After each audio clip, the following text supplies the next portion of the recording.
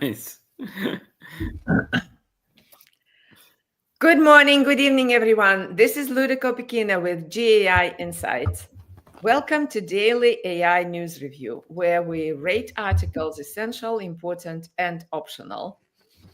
The articles are at gaiinsights.com/articles. Yesterday, we had a 400th show. We were all psyched and thrilled, and Paul's background is still celebrating it very much. Yes, and this is an incredible anniversary. So for us, because it's kind of, we're crazy to get up every morning and do it every day, but we love it, and we hope it's useful to all of you. Luda, I've been called much worse, but I'll take crazy. Yeah.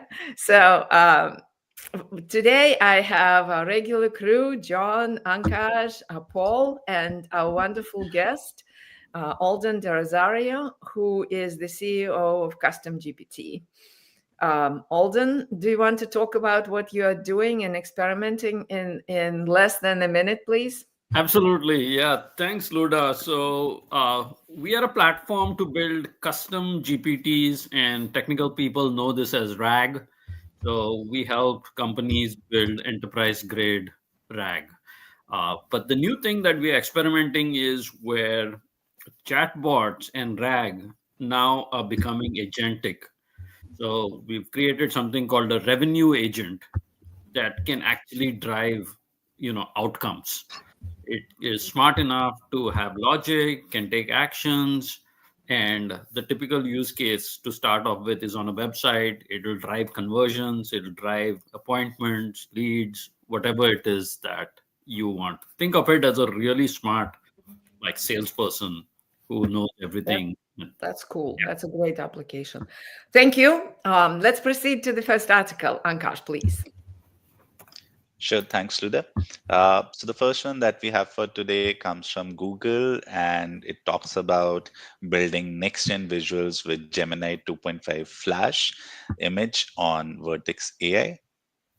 Yeah, I have been using Gemini 2.5 for image generation, and this actually is better than many other models. What did you think about this release, John?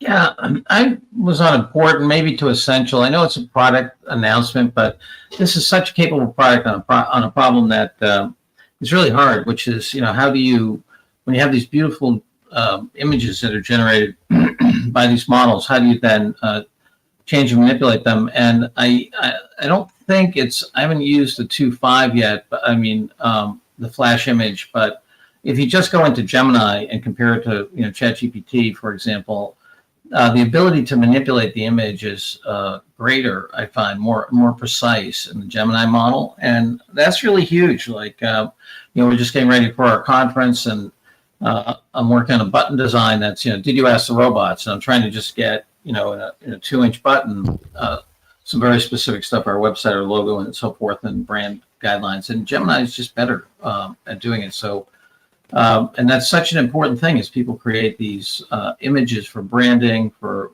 communication, as we'll see later in the study about how academics are using these models. Visualization of ideas and such is a big deal. So, yeah. Okay. High rating from John. What did you think about this, Alden? Yeah, so Google is like really doing well on the multimodal side. Like, I love using VO3, and they seem to get it right. I'm quite surprised that OpenAI is falling behind on image generation. And these days, using OpenAI, you generate the image, it's still making like spelling mistakes and stuff like that, which I would assume would be solved by now. Yeah. So hats off to Google for being able to do this. The VO is awesome, and they're continuing their lead on this. What's the rating? How would you rate it? Important? I would rate it important. Okay. There's an incremental improvement, and anything from Google and OpenAI is always important. Ankash, what do you think? I think this was essential for me, Luda. As Alden mentioned, Google has been doing a great job with VO3. Then we saw Genie as well. Now this image generation model. And the most important thing in this one is that you can ask it to change a part of the image and it won't touch the other part of the image. That's a big Yeah. problem with any Okay, other so image going. generator that we have used till now. So just for that reason, I was essential on this one. Yeah, and it's easy actually. So, and it's a new capability. Paul, we're going essential Yeah. on this. Oh, absolutely essential, hands down. Ankaj, on OpenAI, you can, if you, there's a little thing called edit, you can like circle a little piece and at least change that. So there's a way to highlight. But I think it's essential for a couple of reasons. One is we continue to get more people asking us for our advice and practical tips and tools, and this is one that's obviously impressing this whole group. I think second is, and John, you said this multiple times, we moved into a post-text world. So all these knowledge workers need to understand that this is simply an easy way to create images for whatever you're doing, for selling your project, your AID or whatnot. And all your knowledge workers need to know this. Yep. This is now trivially easy. Okay. Essential it is. Let's proceed. Ankash, please. Okay, the next one comes from Microsoft, and it's a case study about how Chemist Warehouse and Insurgents AI are rewriting the HR playbook. Yeah. This is an interesting article. HR is changing dramatically, and many people are talking about uniting HR and IT. So, what did you think about this article, Alden? Uh, I would mark it as essential, especially because a lot of the viewers here are enterprise leaders. Anytime there is such case studies, it's always a good thing to see actual results, right? And this concept of pairing employees with AI assistants and like hyper optimizing the efficiency, that is really working out. There is no reason for people to be doing like a lot of the grunt work and stuff like that. So a big way that productivity gains will be achieved is to pair every employee with like 9 other AI employees, and HR and IT or some combination of those will have to regulate that. Okay, essential from Alden. Quite a passionate plea for essential. What did you think about this, Paul? You're on mute. I can support. It's absolutely essential for the HR leader. And I think one of the things as we continue to improve the things, I think getting articles are rate important, but essential for a functional group. We need to start capturing those here. I like Alden's argument for essential because I think it's become really, at least to me, the model we're moving towards is every knowledge worker has at least 5 coworkers in their digital, and those 5 coworkers need to be developed by the company, need developed by that person, and when they go hire at a new company, they need to bring them with them or aspects of it here. So every employee is a team, and the world we're moving towards is where I have 1,000 employees and 3,000 robots as a company, and each one of my employees is a human with 5 or 6 robots next to them as well here. And it's and particularly as we get to task, as we get to really widespread task adoption of this stuff within corporate governance things here, this is really powerful. So Yeah, anyway, it's a little light. essential. Yeah. Okay, thanks, Paul. It's a little light on how they did it. Correct. What did you think about this, Ankash? Luda, I was important on this one. So this shares a very important use case. Improving the HR operations, it provides you with outcomes as well. What has been the impact of using GenAI in here? But like you mentioned, very limited on details. So not essential, but important for me. Okay, John, final word. Yeah, I'm on the fence. Important to essential, so support either. Uh-huh. Okay, since I have a chalk, I agree with Alden. We do need these case studies that demonstrate that it is doable and significant results can be achieved. We don't have that as many of them, so essential it is. Let's proceed. Okay, the next one is a research paper titled alpha agents, large language model based multi agents for equity portfolio constructions. This is a very well articulated paper talking about how they did it with some innovations. What did you think about this, Ankash? Yeah, so Luda, I was important on this one. So what they have done is they have introduced this multi-agent framework called Alpha Agents, where they do equity research and stock selection through multiple agents. So they essentially created three agents: a fundamental, a sentiment agent, and a valuation agent. And then they use collaboration and debate to reach consensus on which pick they want to take. And within these agents, they do the fundamental agents look at the 10K, 10Q filings through RAG, the sentiment analysis does it through reflection type summarizer, and then there's a valuation agent. And the results have been encouraging as well, where they have given results better than a single agent system and the benchmark as well. So it's an interesting example of how LLM multi-agent frameworks can be used in stock markets. It's almost like we are going into the stage where this type of orchestration of agents, removing bias, then doing a collaborative, figuring out what's the end result is. It's an interesting structure. What did you think about this, Alden? Yeah, I'm just quickly reading the paper to see like if they actually benchmarked against anybody else. No, they backcast it. They did a backcasting from the different portfolios. Yeah, they did. The performance is down the bottom.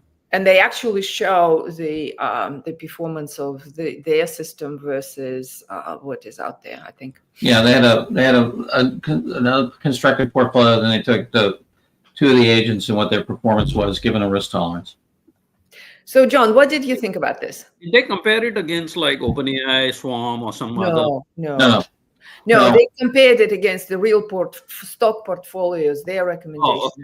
Yeah, so and that's a real test. I mean, yeah, who cares what right. OpenAI does? So yeah, I mean, it's not in production or anything, but I don't know. This is certainly essential for anybody in asset management, and I was going to give it importance. It's well documented. You have to remember, BlackRock manages $21 trillion. Yes, ladies and gentlemen, that's with a T. $21 trillion. Yeah, and so what they do matters, and I like the idea of fundamental analysis and so forth. What I started to think about is they're actually creating a market in opinion, which is kind of interesting, right? So you think about these quasi-markets, preference and opinion now becomes a quasi-market that then turns into implementation and portfolio construction. So I think it's the beginning of a massive change in the way that money is managed, but it's early days, so I was going to give it an important. Okay. All right. Paul, agree with important? Yes. Important it is. Let's proceed to the next one.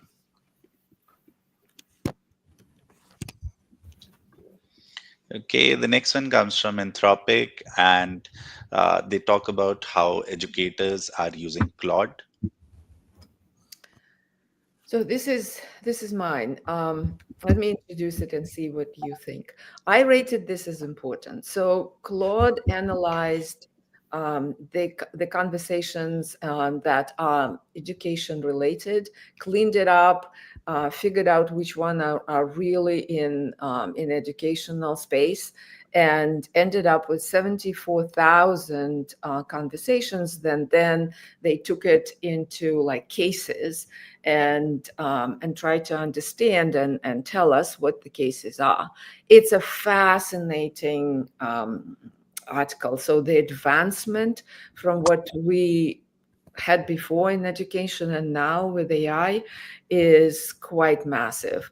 So educators are using it themselves in a classroom and out of the classroom. They're building sort of products using Claude artifacts and those interesting tools to help them. So I find, since it's so pronounced that every company will have to educate their force. So I thought it's important to essential, because it tells how you could use the OpenAI or Claude or any LLM to do this. So I actually like this article very much, with really great impact. What did you think, Alden?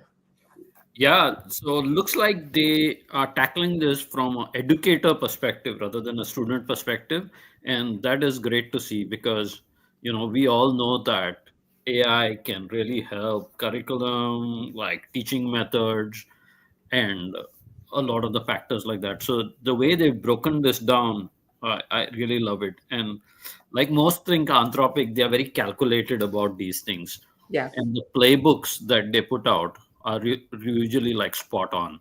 yeah. So I think like this is a must read for anybody in the education space, either if they are a educator or if they are a leader in the education space. So But uh, I think it's applicable to, as you start thinking, educating your employees across the board. This is very, very applicable. What did you think, Paul? No, I think it's absolutely essential for a couple of reasons. One, every organization, both companies and schools, need to be better educators with AI. Second is, what do we do with our kids and our grandkids is an emotional issue that connects with every executive at every company here. So if you want to start tapping into emotional support for your AI tools, this is one to do it. And the third thing is, at least I believe, by reminding people when we're doing Gen AI training, the importance of you learning this yourself, because you'll be able to help your kids learn it, which means you help your kids' employability as another really important motivator for knowledge workers. So for all those reasons essential. And I think it's really important for everyone to understand AI is being used on both sides of the classroom. It's not just kids cheating. It's also the teacher doing the syllabus, all their tests, grading the test, and all the student evaluations.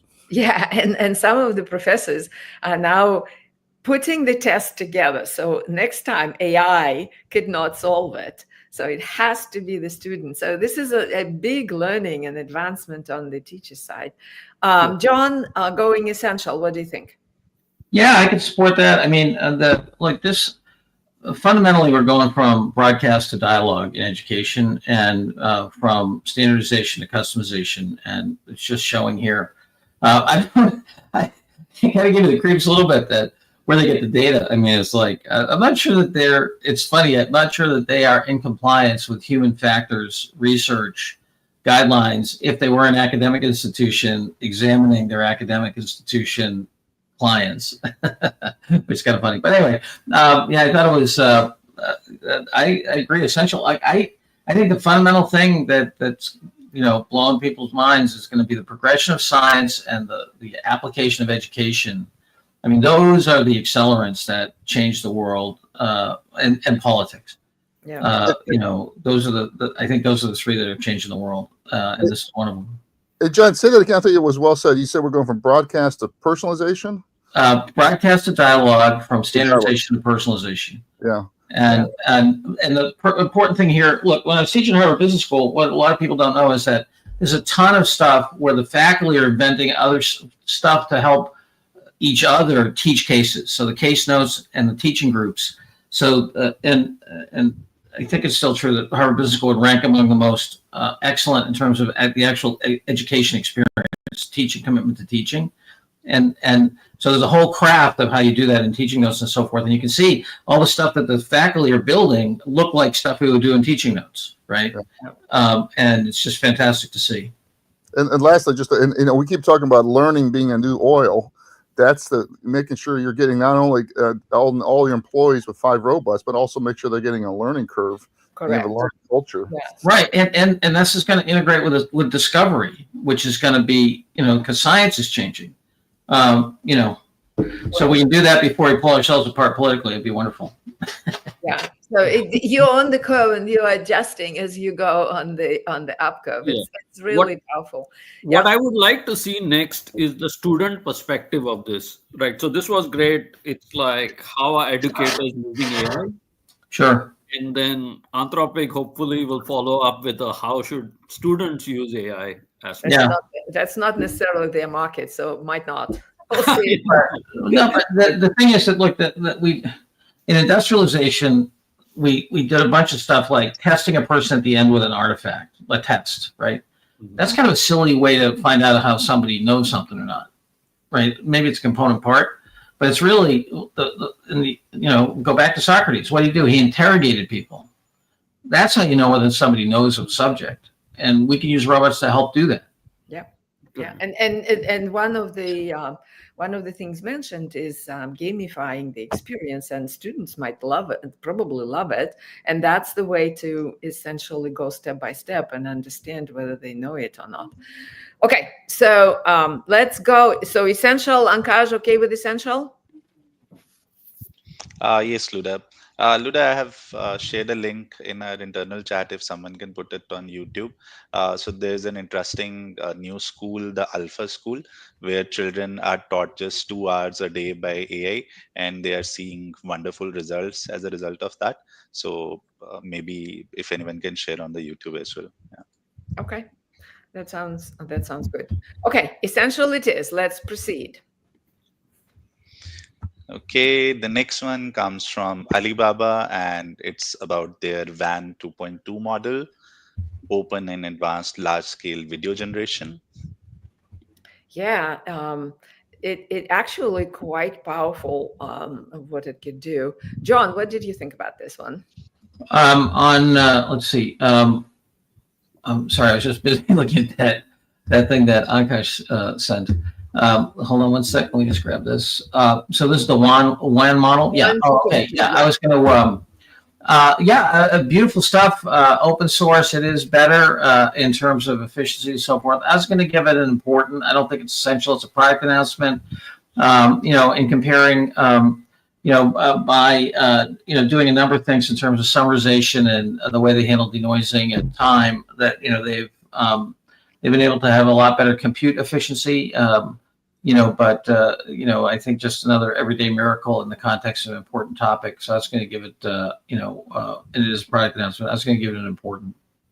Okay, Alden, what did you think? I love the everyday miracle quote. Almost normalizing everyday miracles now. Yeah, but yeah, it's good to see the open source models catching up to the VO3s, and that's good for the ecosystem. So I would put it as important. Uh, I and was on the optional front. So yeah, even optional, like my worry with especially a video model coming out of China is like I don't know where the training is. I remember one incident where I put a picture of my Indian friend and they converted the friend to Chinese. So yeah, it's funny, the quote, the great, my friend, the great dead, departed John Perry Barlow, wrote that song for the Grateful Dead. I need a miracle every day. So yeah, okay. Inspired by him. So what did you think, Ankash? Important for me as well, Luda, for the reasons that Alden and John mentioned. Yeah. Okay, Paul, optional, important. Optional. Yeah, optional, guys. And then it's a product announcement. It's a little bit better than the prior one. It's a everyday miracle, but I don't know whether this is a huge advancement for now. So we'll go optional on this one, since I have the chalk. Okay, last one. Okay, the last one comes from Microsoft, and it's about Vibe Voice, which is their frontier open source text to speech model. Yes. Alden, what did you think about this one? Did you try it by chance? Yeah, I tried it and it was quite awesome. Like, to give somebody, to give people a context, like you'll remember the Notebook LM, this thing where you could put like a document into Google Notebook LM and it would create the podcast. So this is the open source version of that coming out from Microsoft. So not only are they able to have a lot of the audio synthesis things like breathing and like tone and all of that, but they made some nice improvements to the entire synthesis thing. Like I looked at some of the demos, and they were like just fantastic, right? So if anybody is into audio generation, this is like the llama moment for audio generation, right? So I would definitely put it as important. If I'm working in audio generation, then this is obviously like an essential. But for the general public, I would just keep it as either optional or important. Okay. Uh, but All open right. sourcing of these stuff is always an important thing. It drives innovation. And Yeah. yeah, And also in the educational context, you could build those. I tried to build a little podcast with like 3 speakers, a couple of lines per speaker. It took eternity to create, but when it created it, it was actually cool. So I think in educational context, you could put like snippets of these wisdoms out there, very easy to listen to and the like. So this is a great tool. It's open source. yeah. So what did you think about this, John?